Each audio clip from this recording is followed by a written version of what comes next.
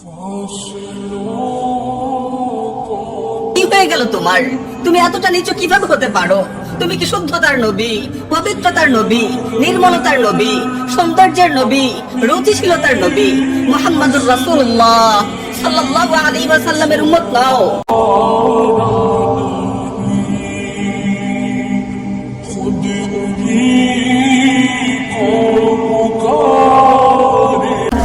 হে মুসলিম যুবক, হে মুসলিম তরুণী, আল্লাহি আমি তোমাদের ভালোবাসি। আমি চাই তোমরা সুন্দর হও, পবিত্র হও, নির্মল হও। আমি চাই তোমরা আল্লাহর প্রিয় বান্দা হও, প্রিয় নবী সাল্লাল্লাহু আলাইহি ওয়াসাল্লামের প্রিয় উম্মত হও। আমি চাই তোমাদের জীবনটা ফুলের মতো সুন্দর হোক, পবিত্র হোক, নির্মল হোক।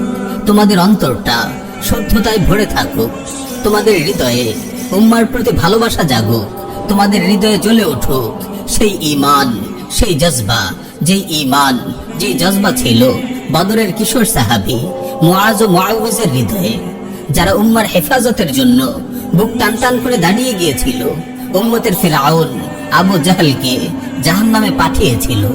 তোমরা যখন ভুল পথে পা বাড়াও, আল্লাহর নাফরমানিতে লিপ্ত হও, তখন মনটা দুঃখে ভরে ওঠে, হৃদয়ে খুবই কষ্ট পায়। শুনেছি তোমাদের অনেকেই নিজেদের উপর এক মারাত্মক জুলুম শুরু করেছ। এটি এমন এক জুলুম, এমন এক নিকৃষ্ট জুলুম, যা কল্পনা করতেও আমার বুক শিউরে উঠছে। আমার প্রিয় ভাই, আমার প্রিয় বোন, আমি তোমাকে জিজ্ঞেস করতে চাই, তুমি কি নিজের সৌন্দর্য, পবিত্রতা ও নির্মলতাকে নিয়ে ছিনিমিনি খেলায় মেতে উঠেছ? তুমি কি তোমার ফুলের মতো কোমল হৃদয়কে পদদলিত করছো? তুমি কি তোমার অন্তরে দুর্গন্ধময় ময়লা আবর্জনা ঢালছো? তুমি কি তোমার সুন্দর নির্মল চোখ জোড়া দিয়ে ইন্টারনেটের দুর্গন্ধময় পচা গলা নালা নর্দমায় চষে বেড়াচ্ছ?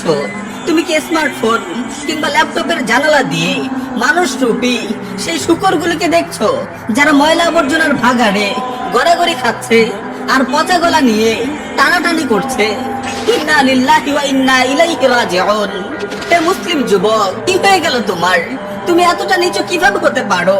তুমি কি শুদ্ধতার নবী, পবিত্রতার নবী, নির্মলতার নবী, সৌন্দর্যের নবী, রুচিশীলতার নবী মুহাম্মদুর রাসূলুল্লাহ সাল্লাল্লাহু আলাইহি ওয়াসাল্লামের উম্মত নও? তুমি কি মহান সাহাবী ওসমান বিন আফফানের রূহানী সন্তান নও, যার হায়া, রুচি ও লজ্জাশীলতাকে ফেরেশতারা পর্যন্ত সম্মান করত? হে মুসলিম তরুণী, কি হয়ে গেল তোমার? তুমি কিভাবে এমন হতে পারো? তুমি কি সাইয়্যিদা খাদিজা তাহিরার রূহানী মেয়ে নও? তুমি কি উম্মুল মুমিনিন আয়েশা সিদ্দিকার রূহানী সন্তান নও? তুমি কি সাইয়্যিদা ফাতিমাতুজ জাহরার রূহানী মেয়ে নও? এমন পবিত্র নির্মল মায়ের মেয়েরা কিভাবে এতটা বেহায়া ও নির্লজ্জ হতে পারে? কিভাবে মানুষরূপী শূকরদের দুর্গন্ধময় নোংরা জগতে উকি দিতে পারে? ইন্টারনেটের এই নালা নর্দমাগুলোতে যেতে কি তোমাদের রুচিতে বাঁধে না? পচা দুর্গন্ধে কি তোমার দম বন্ধ হয়ে আসে না? তুমি কি তোমার হৃদয়ের সব সৌন্দর্য, নির্মলতা ও পবিত্রতাকে ঝেঁটিয়ে বিদায় করতে চাও?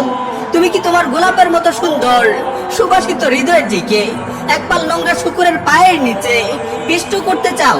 কে হতে চায় মলমূত্রের গর্তে হাবুডুবু খাওয়া এসব মানুষরূপী জানোয়ারের মতো, যারা নিজেদের মানুষত্বকে নিয়ে উপহাস করে, যারা মানুষের ঘরে জন্ম নিয়েও পশুর জীবন বেছে নেয়? আমি বলবো বালহুম আদাল, এরা জানোয়ারের চেয়েও নিকৃষ্ট। আমার ভাই ও বোন, তুমি কি মানসিক বিকারগ্রস্ত হয়ে পড়েছো? আমাকে বোঝাও, তুমি ওখানে কি করছো? তুমি একজন মুসলিম যুবক, তুমি এক মুসলিম তরুণী। তোমার চোখ পবিত্র, তোমার নজর পবিত্র, তোমার জীবন পবিত্র, তোমার যৌবন পবিত্র, তোমার হায়াত পবিত্র, তোমার পথ পবিত্র, তোমার গন্তব্য জান্নাত পবিত্র। বেহায়াপনা, নির্লজ্জতা, নোংরামি, অপবিত্রতা, ময়লা আবর্জনা এসবের সঙ্গে তো তোমার কোনো সম্পর্ক নেই।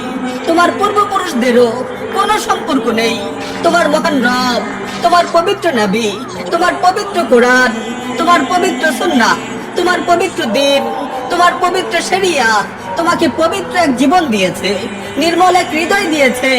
ইন্টারনেটের এই নালা নর্দমাতে মলমূত্রের মাঝে গড়াগড়ি খাওয়া শুকরের পালের মাঝে তোমার কি কাজ? তুমি কেন ওখানে?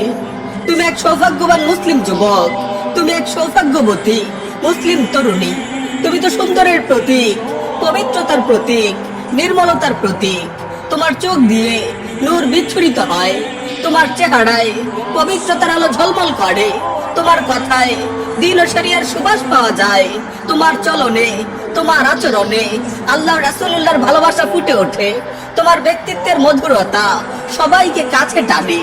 আমার ভাই, আমার বোন, তুমি ভালোভাবেই জানো যৌবন আল্লাহর কত বড় নিয়ামত। এই নিয়ামতের মূল্যায়ন করো, হেফাজত করো, তোমার যৌবনের পরিচর্যা করো। একটু অপেক্ষা কেন করছো না? দাম্পত্য জীবনের মধুর আয়োজনে কেন নিজেকে ব্যস্ত রাখছো না? নিজের সময়গুলোকে কাজে লাগাও, নিজের কেরিয়ার গড়ার পেছনে সময় দাও, নিজেকে উপার্জনক্ষম করো।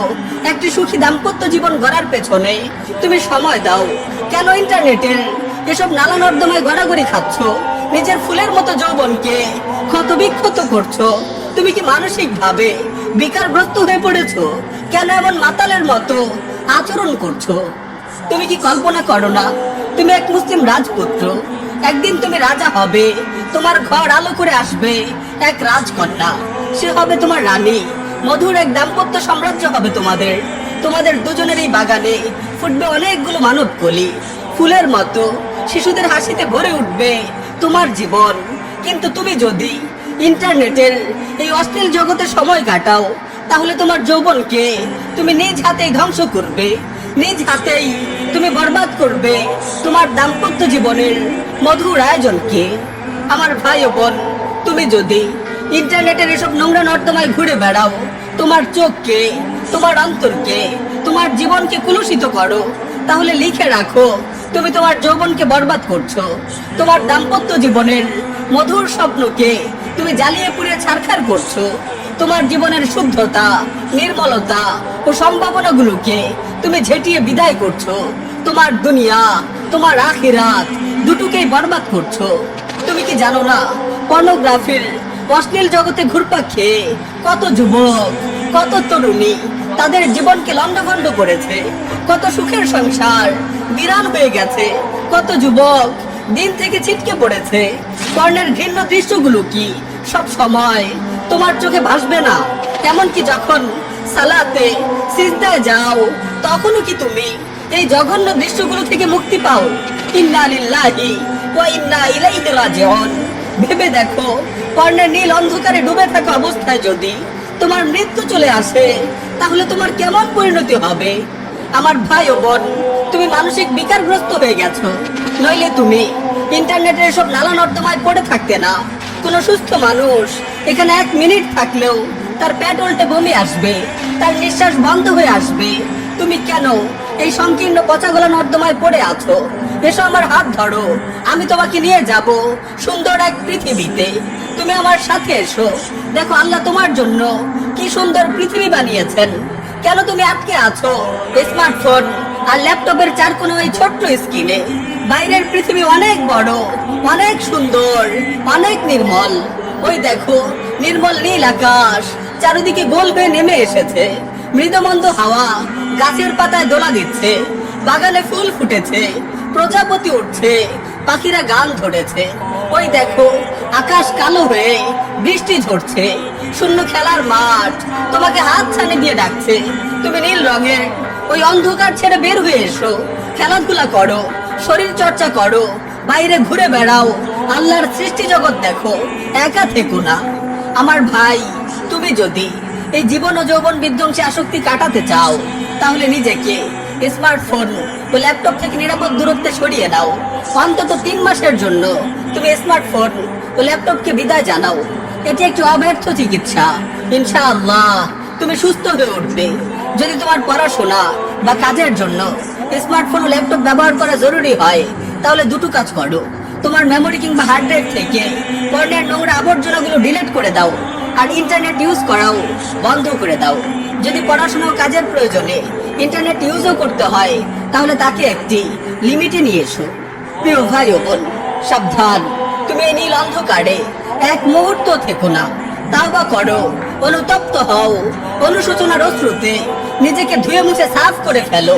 একজন মুসলিম যুবক, একজন মুসলিম তরুণী এমন অপবিত্র জীবন যাপন করতে পারে না।